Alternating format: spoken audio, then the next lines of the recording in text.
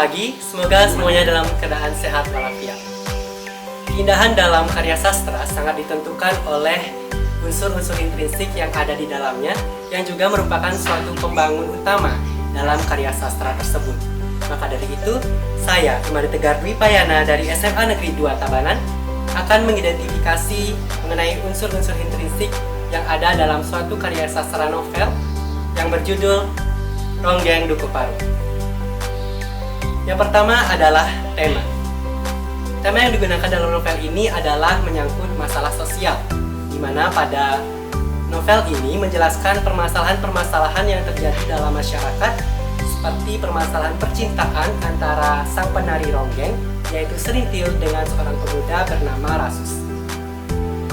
Selain itu, dalam novel ini juga menyampaikan kebodohan-kebodohan dan juga kemiskinan yang melanda pedukuhan tersebut. Yang kedua, ada alur. Alur yang digunakan dalam novel ini adalah alur campuran. Mengapa demikian? Karena selain menggunakan alur maju, pada novel ini juga menggunakan alur mundur. Terbukti pada halaman 122 buku paket bahasa Indonesia pada paragraf ke-6 menyatakan bahwa semua orang Dukuh Parut tahu bahwa Ki Seca Manggala, moyang mereka dahulu merupakan musuh dari masyarakat. Sehingga kata dahulu di sini sangat menjelaskan bahwa novel tersebut menggunakan kilas balik atau alur maju mundur yang juga disebut dengan alur campuran. Yang ketiga ada setting atau latar.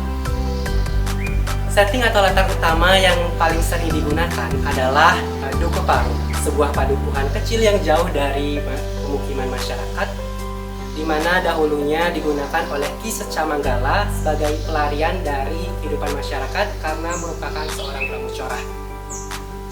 Yang keempat ada tokoh dan penokohan. Ada banyak sekali tokoh-tokoh pendukung yang turut membangun cerita dalam novel ini. Namun tokoh utama ada dua, yakni Rasus dan juga Serintil. Serintil merupakan seorang gadis yang sejak kecil ditinggal oleh kedua orang tuanya karena sebuah tragedi mimpi bongkar, sehingga ia dirawat dan juga dibesarkan oleh neneknya yang sudah tua dan juga pikun-pikunan. Ia sejak kecil hidup dengan sederhana, namun ketika dewasa ia menjadi seorang penari ronggeng yang sangat terkenal, sehingga hidupnya menjadi berkecukupan. Kemudian ada juga Rasus, seorang pemuda miskin dan juga polos, namun dalam hatinya terdapat penolakan karena ia tidak dapat melakukan sesuatu untuk memenangkan budaya buka kelambu untuk kekasihnya, yaitu Serintil. Kemudian ada yang kelima, yaitu gaya bahasa. Gaya bahasa yang paling menonjol dan juga paling sering digunakan dalam novel ini adalah personifikasi dan juga hiperbolisme. Personifikasi adalah majas yang mengungkapkan benda mati seolah hidup, di mana pada novel ini terdapat pada halaman 123 pada paragraf ke-11 terdapat kalimat yang menggunakan gumpalan rumput kering menggelinding dan berhenti karena terhalang pematah. Nah, gumpalan rumput kering yang bergelinding dan berhenti ini merupakan gambaran dari majas personifikasi. Kemudian ada juga majas hiperbolisme, yaitu majas yang melebih-lebihkan sesuatu kejadian yang sebenarnya. Di mana pada novel ini masih pada halaman 123 pada paragraf ke-6 yang menyatakan bahwa ditolaknya bumi dengan hentakan kaki sekuat mungkin. Ditolaknya bumi ini menggambarkan dari majas hiperbolisme. Kemudian ada juga yang terakhir, yaitu amanat.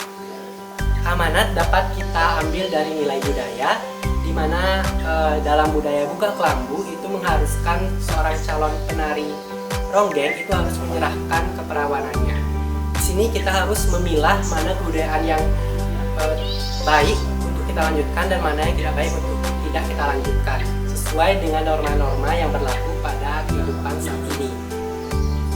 Kemudian juga kita tidak boleh membicarakan keburukan-keburukan orang. Baik, sekian yang dapat saya sampaikan. Semoga dapat bermanfaat untuk kita semua. Saya, Tegar, pamit undur diri. Terima kasih dan sampai jumpa.